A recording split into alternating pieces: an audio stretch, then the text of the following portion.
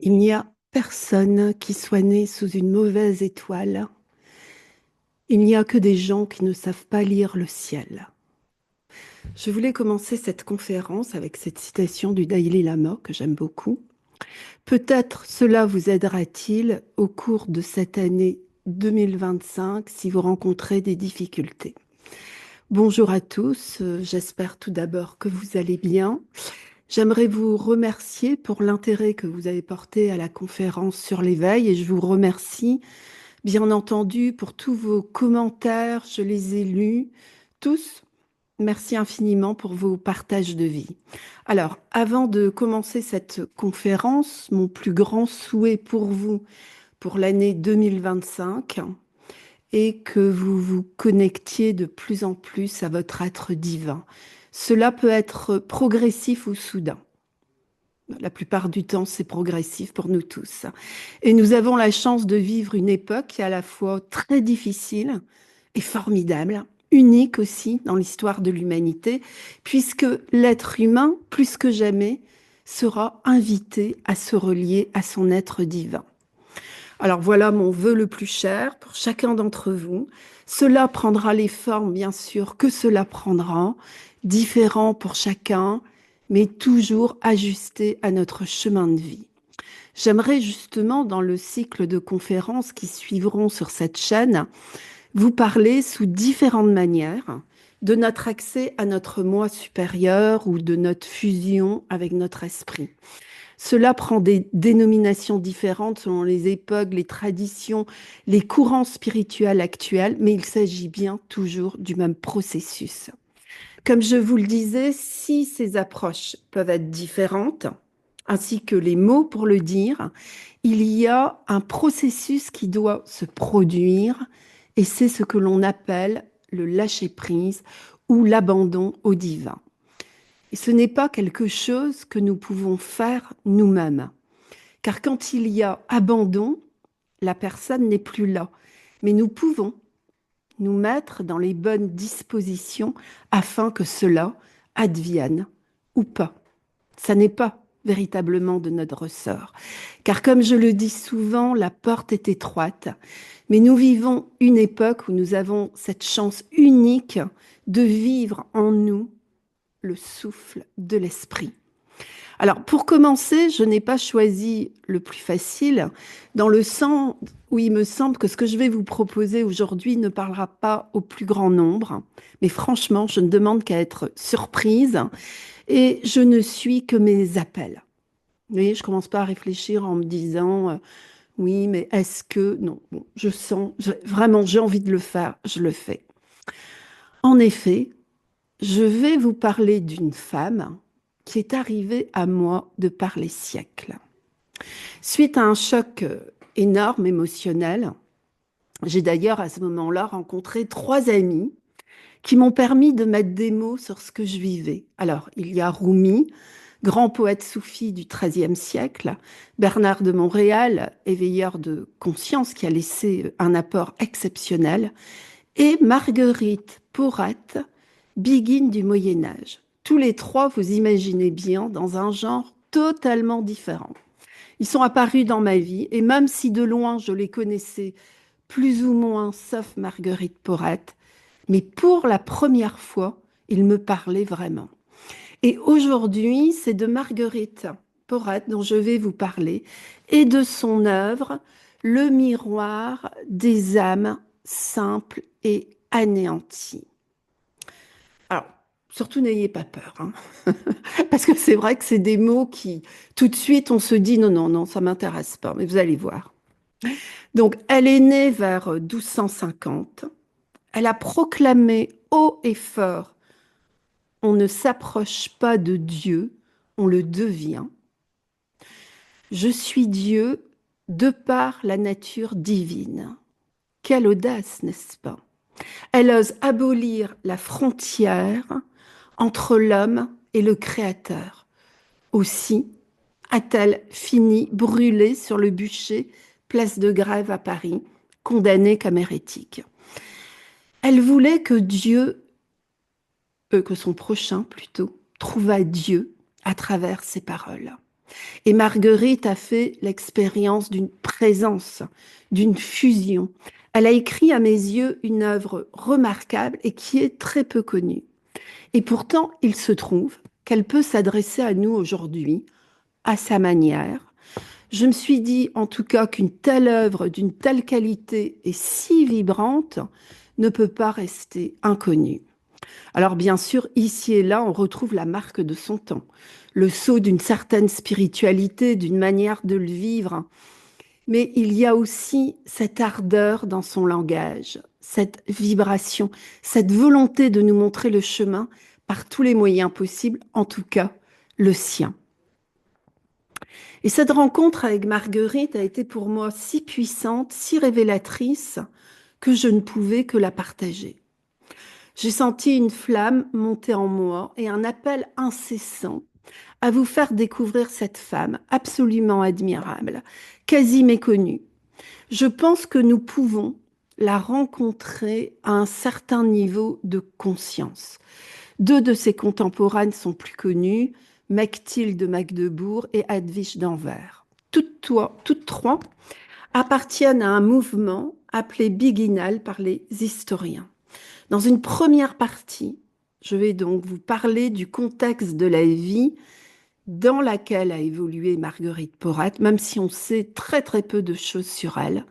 Et viendra une seconde partie consacrée à son œuvre, du moins, je vous lirai certains extraits, avec parfois une interprétation libre de ma part.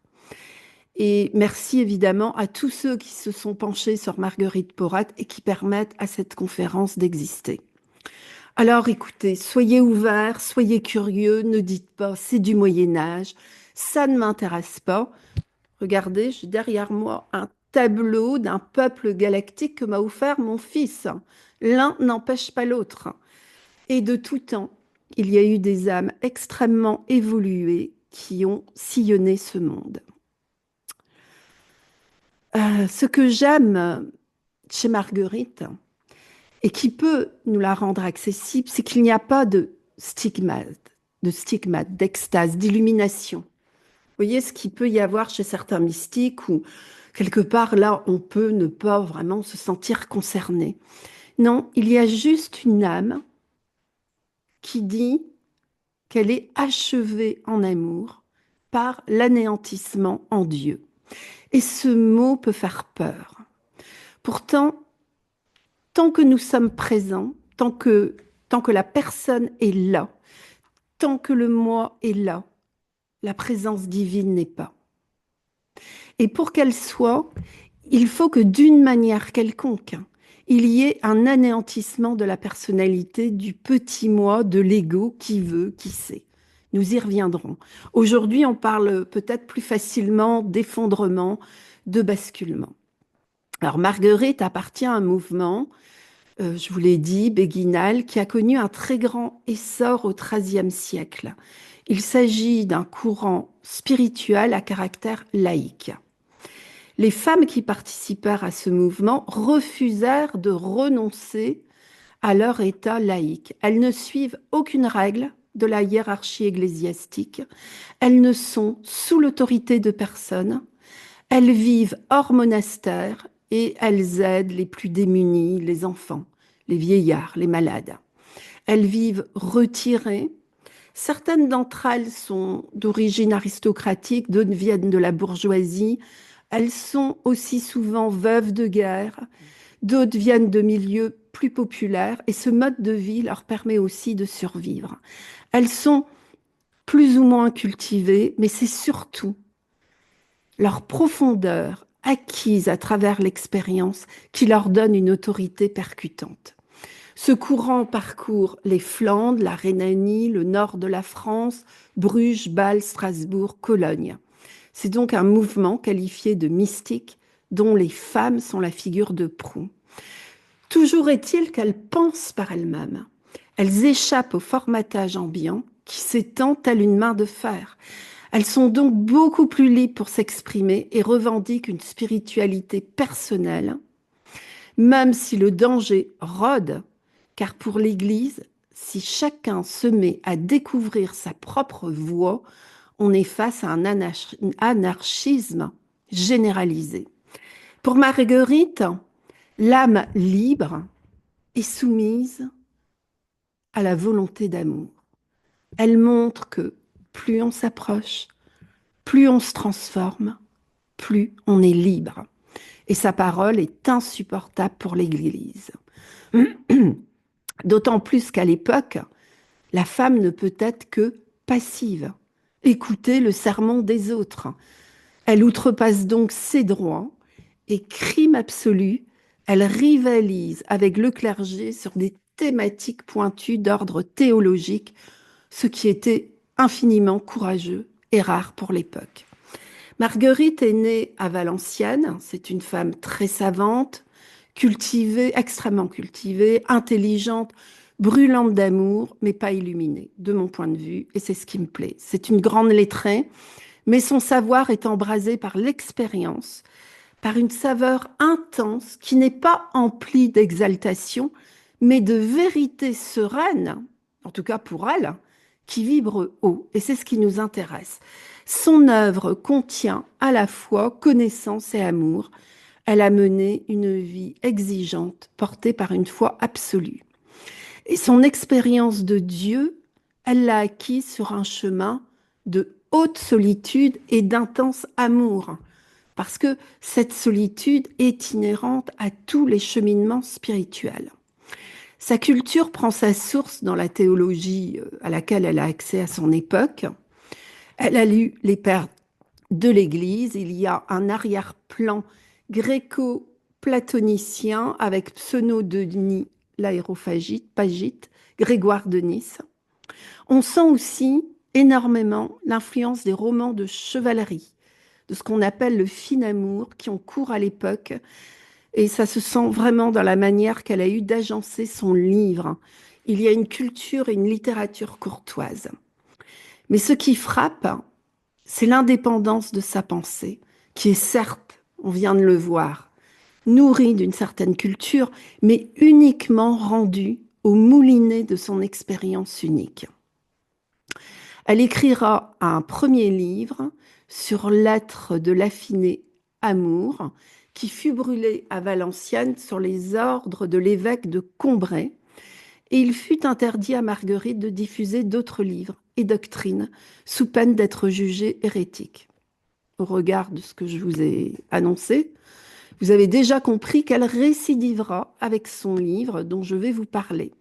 Ce livre est écrit en langue vernaculaire et non directement en latin, ce qui permet de toucher un plus large public. Et l'Église y voit évidemment un grand danger, même si le langage et le discours employé n'est pas si facile d'accès et empreint des subtilités de la pensée et du vécu de Marguerite. Elle est donc arrêtée et comparée devant l'inquisiteur général de France, Guillaume Imbert, et elle est condamnée comme hérétique. Après 1 an et demi d'emprisonnement, elle est brûlée vive à Paris le premier jour du mois de juin 1310. Évidemment, elle cherchera à défendre ce qu'elle écrit. Elle cherche à imposer ses textes. Alors, il y a plein de pérégrinations dont je ne vais pas vous parler. Elle pense qu'on va comprendre son expérience et c'est son erreur. Le 3 avril 1312, le pape Clément V, en présence de Philippe le Bel, ordonne la suppression de l'ordre des Templiers, puis celle du mouvement du libre esprit et des Béguines. En 1319, on autorisera une forme orthodoxe du mouvement des Béguines, lequel devait se maintenir au-delà du XIVe siècle. Voilà pour Marguerite, sa vie, vous voyez. On sait très peu de choses, mais disons que là, on a un contexte. Alors, tout d'abord, par rapport donc à ce livre, Le miroir des âmes simples et anéanties, un petit livre que j'adore, je trouve qu'à lui seul, vous voyez, posé quelque part, déjà, il vibre. Donc, tout d'abord, je voulais saluer le traducteur parce que donc il s'appelle Max Huot de Longchamp. Lui-même, dans la préface, parle des difficultés de cette traduction. Il dit bien que c'est impossible de rendre la qualité oratoire et déclamatoire qui avait une grande importance au XIIIe. et c'est très important de le savoir. Le vocabulaire, évidemment, dont le sens change, diverses difficultés contenant la traduction, vous imaginez bien déjà de bien comprendre ce qu'elle a voulu dire. Enfin, tout ça, c'est expliqué dans la préface et je ne vais pas spécialement vous en parler. Le livre aussi, l'histoire de ce livre, je crois qu'il y a 12 exemplaires, mais tous ces exemplaires ont une histoire. Bon, mais ce n'est pas vraiment le propos, si vous voulez, de la conférence, hein. Euh, alors, c'est vrai que parfois, peut-être le langage peut sembler un peu compliqué, mais il faut retenir la vibration qu'il soutient. Et deuxièmement, ce que je vais vous dire, c'est que ce que je vais vous lire, en fait, peut être perturbant pour l'esprit.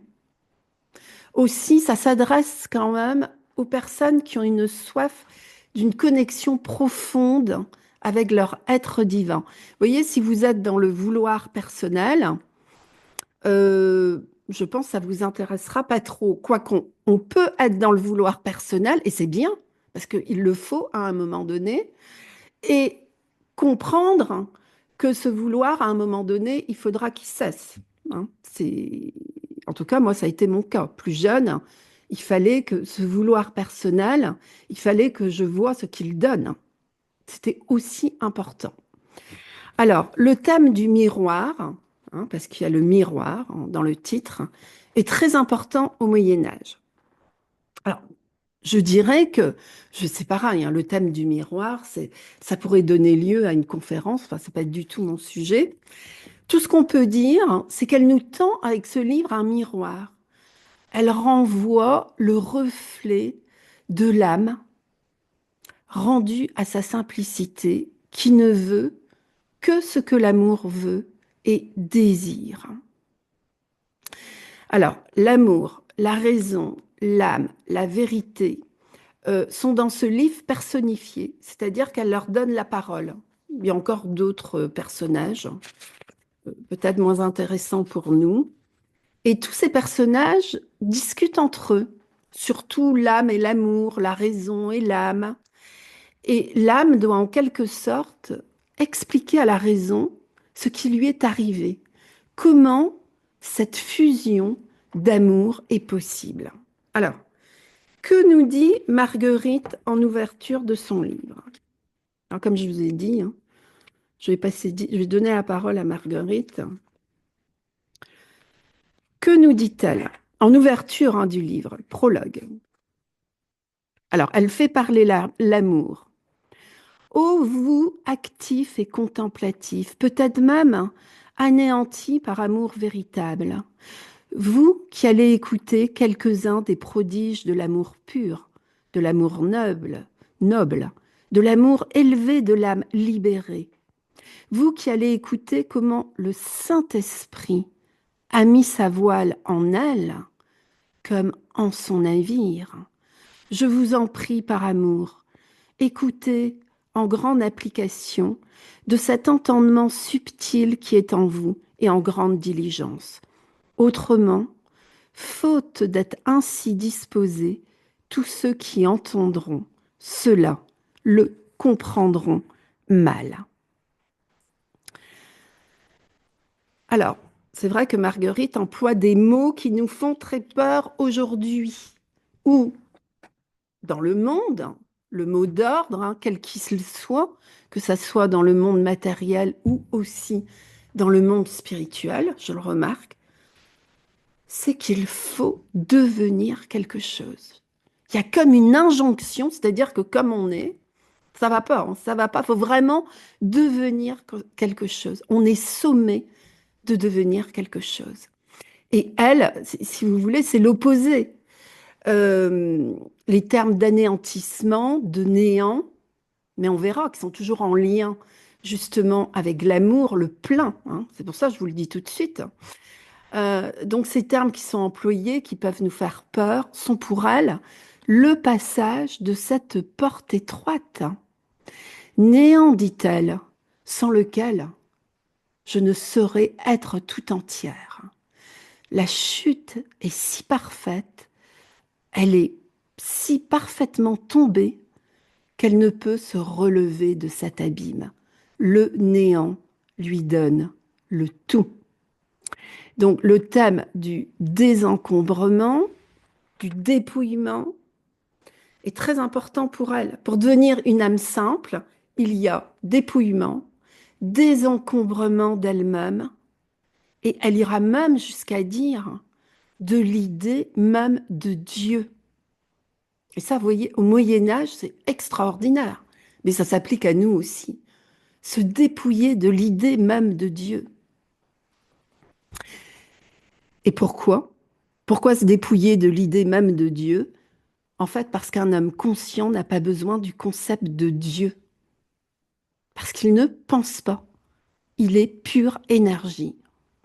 Elle nous dit aussi, l'âme comprend qu'elle ne peut rien par elle-même. Voilà. Page.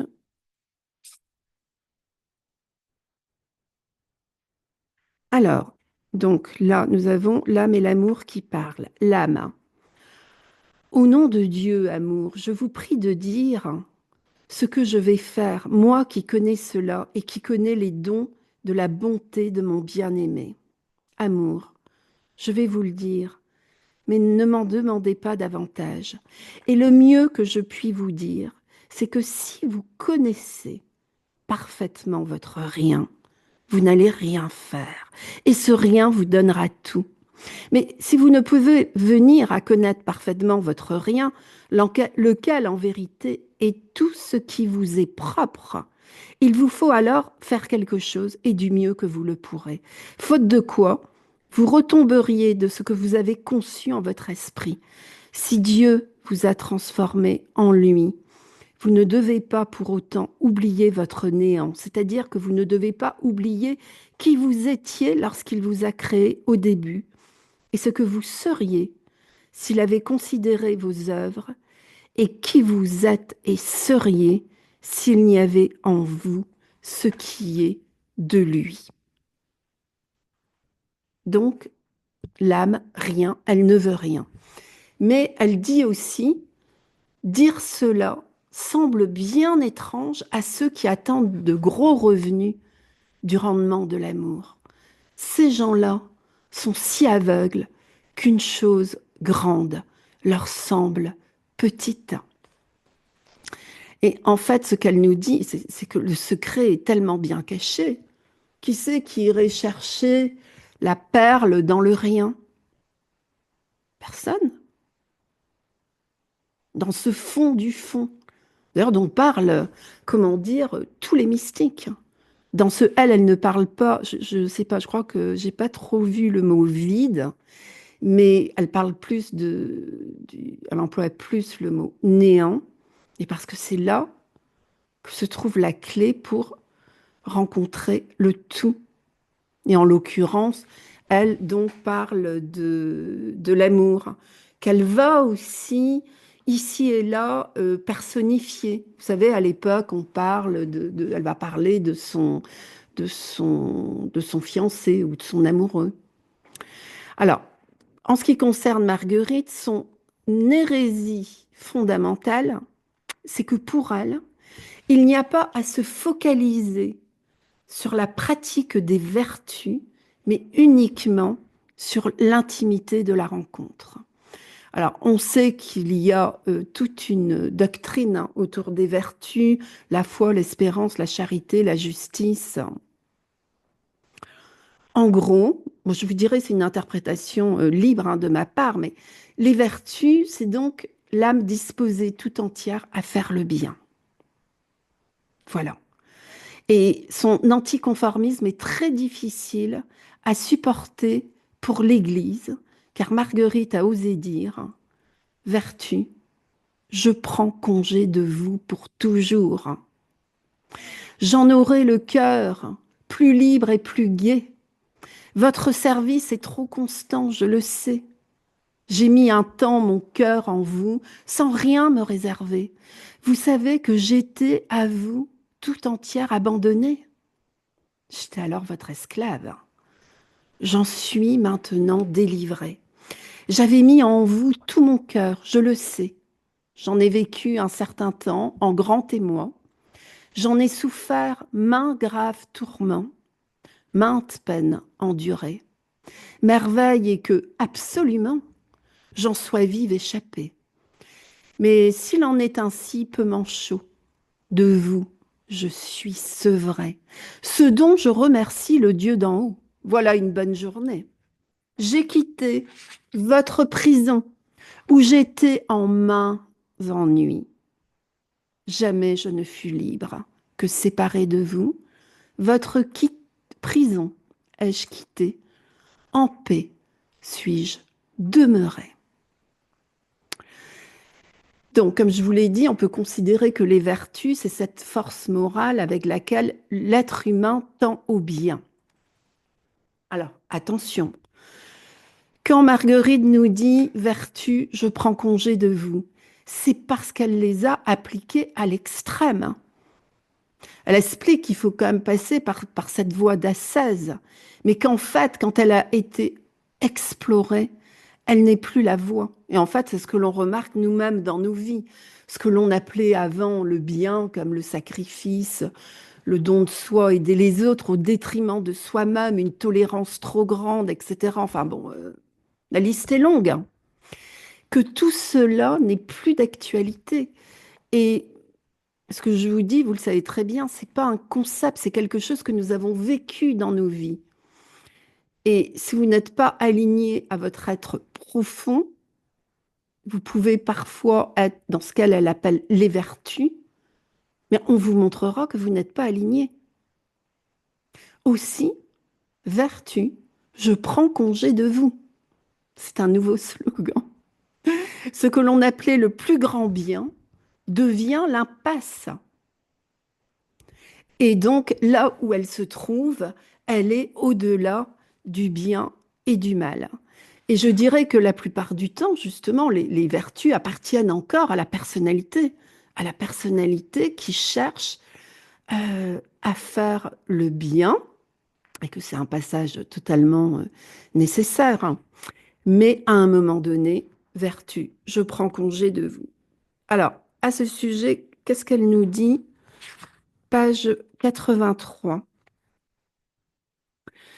Cette âme était vraiment obéissante parce qu'elle voulait vivre de vie spirituelle. Donc là, elle parle quand on exerce les vertus. Or, il en est ainsi que cette âme a tant gagné et appris avec les vertus qu'elle est maintenant au-dessus d'elle. En effet, elle a en elle-même tout ce que les vertus peuvent apprendre, et plus encore, sans comparaison, car cette âme possède en elle le maître des vertus que l'on nomme amour divin, qui l'a transformé totalement en lui et uni à lui, si bien qu'elle n'appartient plus ni à elle-même, ni aux vertus. Et alors la raison demande, et à qui donc appartient-elle? Amour. À ma volonté, à moi, qui l'ai transformé en moi. La raison. Mais qui êtes-vous, amour? N'êtes-vous pas l'une des vertus en même temps que nous, en admettant même que vous soyez au-dessus de nous? Amour. Je suis Dieu, car amour est Dieu, et Dieu est amour. Et cette âme est Dieu par condition d'amour. Je suis Dieu par nature divine, et cette âme l'est par justice d'amour, si bien que ma tendre et bien-aimée est enseignée et conduite par moi, sans elle-même, car elle est transformée en moi.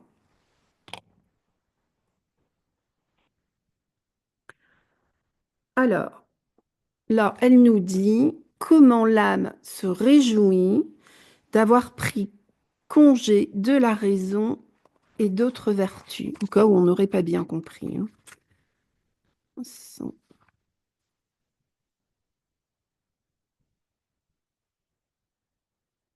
Alors, c'est la raison qui demande.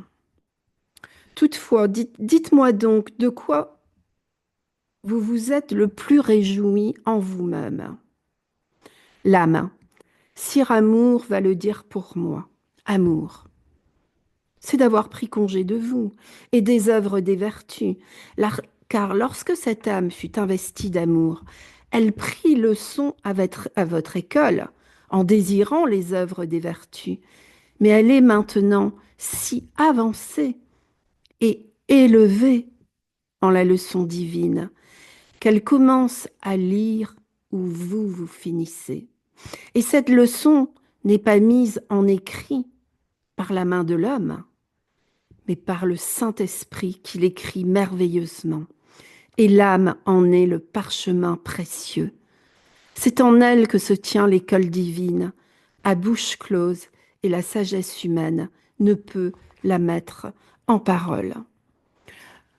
Euh, je crois que ce qui est dit là, c'est que ce passage, vous voyez, cette porte étroite, le vertu, je prends congé de vous, c'est quelque chose qui nous est donné à voir en esprit. Vous voyez, là c'est bien dit que ça se trouve dans aucune écriture, etc. Nous sommes amenés, chacun d'entre nous, à savoir. C'est l'esprit qui va nous le montrer. Et ça, c'est quand même merveilleux. Et là, justement, à ce moment-là, il n'y a plus de doute. Là, vous pouvez dire, je sais. Mais c'est chacun d'entre nous qui vivra ça. Alors, page 58. J'ai l'impression que je vous l'ai déjà lu. Je sais pas. 57. Ah non. Alors, comment cette âme est noble et comment elle ne tient compte de rien? Amour. Cette âme ne tient compte ni de honte, ni d'honneur, ni de pauvreté, ni de richesse, ni d'aise, ni de mésaise, ni d'amour, ni de haine, ni d'enfer, ni de paradis. La raison. Au nom de Dieu, qu'est-ce à dire ce que vous dites là? Amour. Qu'est-ce à dire? Certes, celui-là le sait, et nul autre, à qui Dieu a donné l'entendement, car ni l'écriture ne le contient, ni la sagesse humaine ne le comprend, ni le travail d'une créature ne permet de l'entendre ou de le comprendre, mais ce don vient plutôt du Très-Haut, en qui cette créature est ravie, par plénitude de connaissance, et rien ne demeure en son entendement.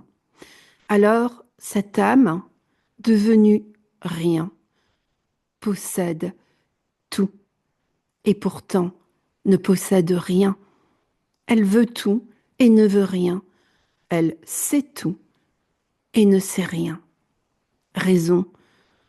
Mais que peut être, sire amour, que cette âme puisse vouloir ce que dit ce livre alors qu'il a dit auparavant qu'elle n'a point de volonté? Amour. Raison. Ce n'est pas sa volonté qui le veut, mais c'est plutôt la volonté de Dieu qui le veut en elle.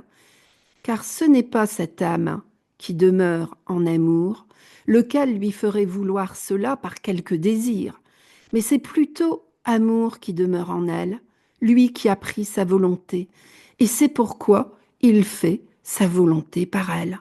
Alors, amour opère en elle, sans elle-même, si bien qu'il n'y a point de mésaise qui puisse demeurer en elle. Cette âme ne peut plus parler de Dieu, car elle est anéantie en tous ses désirs extérieurs, en sa façon intérieure de sentir et en toute affection d'esprit, dans la mesure où elle fait ce qu'elle fait par l'exercice d'une habitude bonne ou par un commandement de Sainte Église, sans nul désir, car elle est morte, la volonté qui lui donnait le désir. Et bah, vous voyez, quand on parle du désir, on retrouve ça dans toutes les traditions. Par exemple, chez les bouddhistes, la fin de la souffrance, c'est la fin des désirs. Alors, elle nous dit aussi, je suis seule en amour. Voilà. Le troisième point, c'est qu'elle est seule en amour. La raison, au nom de Dieu, sire amour, qu'est-ce à dire? Amour, c'est-à-dire que cette âme ne trouve ni réconfort, ni affection, ni espérance en créature que Dieu ait créée, ni au ciel, ni sur terre, mais seulement en Dieu. Une telle âme ne mendie ni ne demande rien aux créatures. Elle est comme le phénix qui est seule, car elle est seule en amour, cette âme qui se satisfait par elle-même. Le quatrième point, c'est que cette âme ne fait rien à cause de Dieu. Raison au nom de Dieu, qu'est-ce à dire? Amour, c'est-à-dire que Dieu n'a que faire de son œuvre et que cette âme n'a que faire de rien, sinon de ce que Dieu a à faire. Elle ne se soucie pas d'elle-même, que Dieu s'en soucie. Lui qui l'aime, plus qu'elle ne s'aime elle-même. Elle a si grande foi en Dieu qu'elle n'a pas peur d'être pauvre, tant que son bien-aimé est riche. En effet, foi lui apprend qu'elle trouvera Dieu à la mesure de son espérance. Et comme elle espère par sa foi qu'il est parfaitement riche, elle ne peut être pauvre.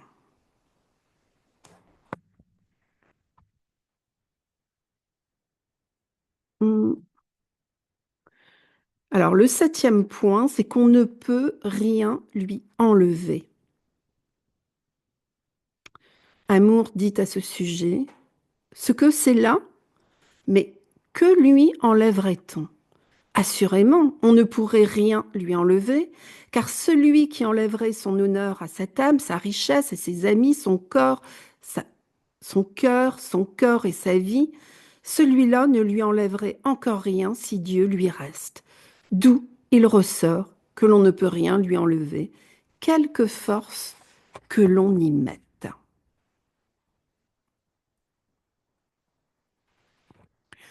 Donc, comme je vous l'avais dit en introduction, elle dit bien que l'âme devient libre quand elle est soumise à la volonté d'amour. Elle montre que plus on s'approche, plus on se transforme, plus on est libre. Au départ, l'âme est esclave de la raison, elle obéit aux ordres, jusqu'au moment où l'amour la franchit, elle change de statut, et cela ne peut se faire que par une désappropriation des aspirations individuelles. Alors, ce qu'on lui reproche aussi, donc à Marguerite, c'est une appréhension de Dieu sans intermédiaire. Pour l'époque, c'est d'une prétention absolue. Dire on ne s'approche pas de Dieu, on le devient. Je suis Dieu de par ma nature divine. Même aujourd'hui, si ce n'est dans certains cercles spirituels, ça reste très révolutionnaire. Elle ne dit pas cependant nous sommes les mêmes. De toute façon, Marguerite, là où elle ne vit que de spontanéité de son essence et elle n'en a cure de comment ses propos vont être accueillis. Elle est dans une liberté absolue. Elle dit encore, cette âme est libre, plus que libre, parfaitement libre, suprêmement libre, à sa racine, en son tronc, en toutes ses branches et en tous les fruits de ses branches. Cette âme est écorchée vive en étant mise à mort. Elle est embrasée par la chaleur du feu de la charité, et sa cendre est jetée en haute mer par le néant de sa volonté. Elle est d'une aimable noblesse pour la prospérité, d'une haute noblesse dans l'adversité, et d'une excellente noblesse en tout lieu, quel qu'il soit. Elle ne recherche plus Dieu ni dans la pénitence, ni dans le sacrement de la Sainte Église, là on voit l'époque, ni dans les pensées, ni dans les paroles, ni dans les œuvres, ni dans les créatures d'ici-bas, ni dans les créatures d'en haut, ni dans la justice, ni dans la miséricorde, ni dans la gloire glorieuse, ni dans la connaissance divine, ni dans l'amour divin, ni dans la louange divine. Et elle dira, l'amour dont je parle, c'est l'amour achevé.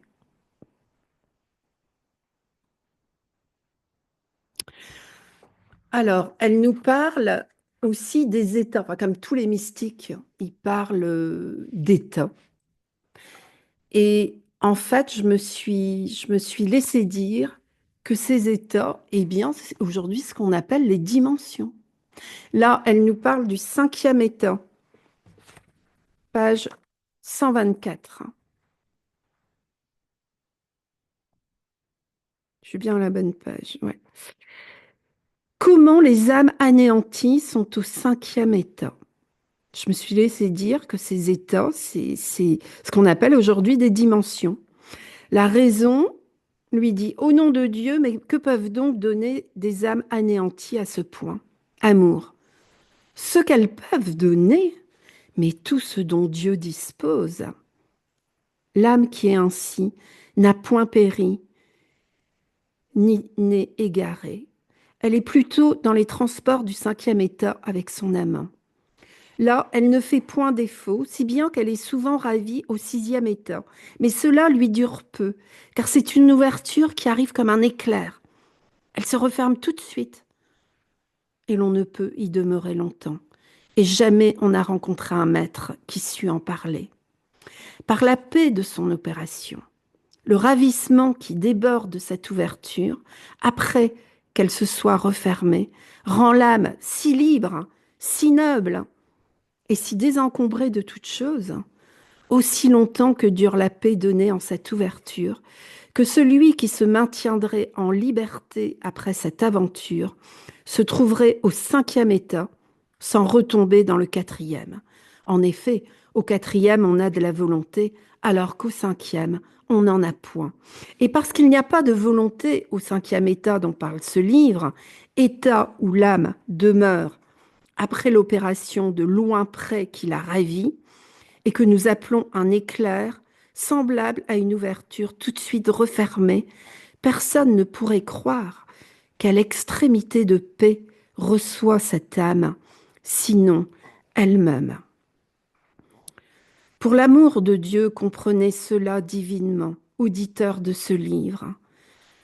Ce loin près que nous appelons un éclair semblable à une ouverture tout de suite refermée, prend l'âme au cinquième état et la porte au sixième, tant que son opération s'exerce, si bien qu'il y a là un nouvel état. Mais ce sixième état lui dure peu, car elle est reportée au cinquième. Et ce n'est pas merveille, car l'opération de cet éclair, autant qu'elle dure, n'est pas autre chose que l'apparition de la gloire de l'âme. Cela ne reste pas longtemps en une créature, mais seulement le temps de se faire. Et ce don est noble en ce qu'il produit son œuvre en l'âme avant qu'elle ne lui apparaisse et qu'elle s'en aperçoive. Mais la paix produite par mon opération et qui demeure en l'âme autant que je l'y produis, elle est si délicieuse que vérité l'appelle nourriture glorieuse. Et nul ne peut en être nourri s'il demeure en désir. Les gens qui éprouvent cela gouverneraient un pays s'il en était besoin, mais tout s'y ferait sans eux-mêmes.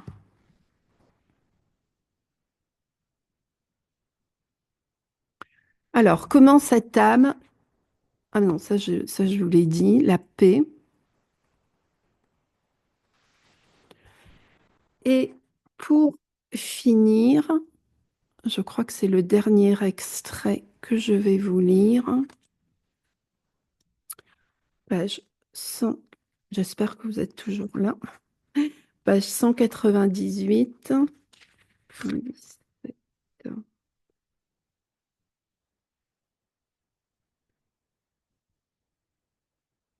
Hum, Alors, et c'est pourquoi la divine bonté répand devant elle, par le mouvement de la lumière divine, un débordement qui ravit l'âme. Ce mouvement de la lumière divine, répandu en lumière au-dedans de l'âme, montre à son vouloir l'égalité d'âme de ce qui est et lui donne la connaissance de ce qui n'est pas, afin de l'ôter du lieu d'où il est et où il ne doit pas être, et de la remettre là où il n'est pas et d'où il est venu, là où il doit être. Maintenant, ce vouloir voit donc par la lumière du débordement de la lumière divine qu'il ne peut de lui-même profiter s'il ne se sépare de son vouloir propre. En effet, du fait de l'inclination qui la porte au néant, et le vouloir la réduit à moins que rien. Ainsi l'âme voit-elle cette inclination et cette perdition du néant de sa nature et de son vouloir propre, et ainsi voit-elle dans la lumière que son vouloir doit vouloir le seul vouloir divin et nul autre, et que c'est pour cela que lui fut donné ce vouloir. Et c'est pourquoi l'âme se retire du vouloir propre, et le vouloir se retire de cette âme pour se remettre en Dieu, pour se donner et se rendre à lui là où il fut pris à l'origine, sans rien retenir de soi en propre, afin d'accomplir la parfaite volonté divine. Celle-ci ne peut être accomplie en l'âme sans ce don, à moins d'être soit en guerre, soit en défaillance. Et ce don opère en elle cette perfection et la transforme ainsi en la nature d'amour, qui la délecte d'une paix achevée et la rassasie d'une nourriture divine.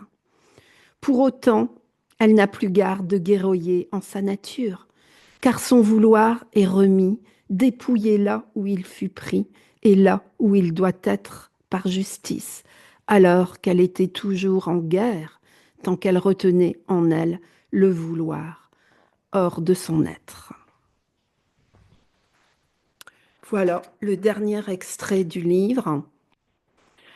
Alors, il me semblait quand même très important de parler de tout cela, car je pense que par les temps qui courent, beaucoup sont appelés à toucher une forme de vide, peut-être de néant, d'anéantissement dans leur vie, et que justement, il ne faut pas en avoir peur quand on comprend ce qui s'y passe et l'alchimie qui s'y opère. Alors évidemment, là c'est dit d'une certaine manière à une certaine époque, mais personnellement, j'y ai vraiment trouvé nourriture, donc j'espère en tout cas que ça touchera quelques-uns d'entre vous et que Marguerite vous aura fortifié. En tout cas, c'était son désir que sa parole opère en nous. Enfin, elle parlait bien évidemment aux gens de son époque. Je pense pas qu'elle imaginait que peut-être qu'elle puisse parler, autant parler des siècles après. Mais comme je vous l'ai dit au début de la conférence, euh, vous avez d'autres grands éveilleurs qui ne disent pas autre chose. Rumi, par exemple, il dit, devant Dieu, deux moi n'ont pas de place. Tu dis moi, il dit moi. Ou bien meurs, toi, devant lui, ou bien c'est lui qui mourra devant toi, afin que toute dualité disparaisse. Mais ni objectivement, ni subjectivement, Dieu ne peut mourir car il est le vivant qui ne meurt jamais. Sa mort étant impossible, meurs-toi afin qu'il se manifeste en toi et que s'anéantisse la dualité. Et en fait, il s'agit bien là soit de bâtir sur du roc ou sur du sable. Le sable étant la personnalité. Et Rumi parle aussi, justement, il dira, la lumière propre du visage vient de la chandelle de l'esprit. C'est l'esprit qui éclaire. Et Bernard de Montréal, lui, dit, la descente de l'esprit crée un choc d'énergie. Et les valeurs de la vie sont remises en question. Et c'est une souffrance pour l'homme. L'esprit est quelque chose en dehors de la qualité expérimentale de l'homme. Il est libre, totalement libre. Lorsque l'homme sait, il n'y a plus de spiritualité que de la lumière. Voilà ce que je voulais vous dire pour aujourd'hui. Alors, comme je vous l'avais dit la dernière fois en conférence, donc je propose des lectures d'annales akashiques ou donc des accompagnements individuels Il y a un lien sous la vidéo, donc vous pouvez avoir accès à ce que je propose. Et tout ça, évidemment, toutes ces propositions, c'est en vue d'une reconnexion à notre soi ou notre moi divin. Je voulais également dire un grand merci à Martine Obino et à ses auditeurs qui m'ont rejoint grâce à l'invitation de Martine, qui a justement parlé de ma chaîne. Euh, et bah, justement, j'en profite pour vous inviter à aller sur la chaîne de Martine. Je mettrai le lien aussi sous la vidéo. Et concernant Martine, je n'ai qu'une chose à dire et je pèse mes mots. C'est quelqu'un, c'est un être d'exception à tout point de vue. Voilà, je vous remercie beaucoup pour votre écoute. C'est vrai que j'ai mis un peu de temps à faire cette vidéo.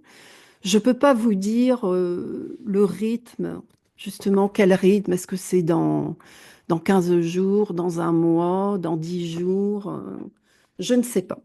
Voilà. Mais en tout cas, je vous remercie énormément pour votre écoute et en espérant que cette vidéo, évidemment, vous apportera un soutien, des réponses, ce dont vous avez besoin.